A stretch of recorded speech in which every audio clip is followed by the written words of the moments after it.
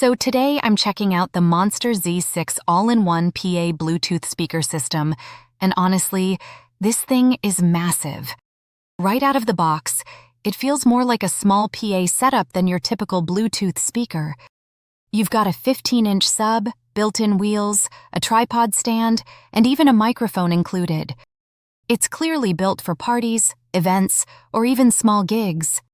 Sound-wise, this thing gets loud. Like really loud.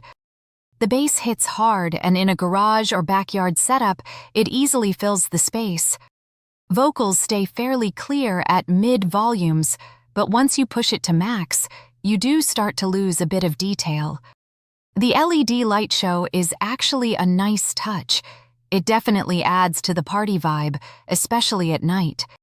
Now, the downside, it's heavy, it needs constant power, and portability is limited despite the wheels.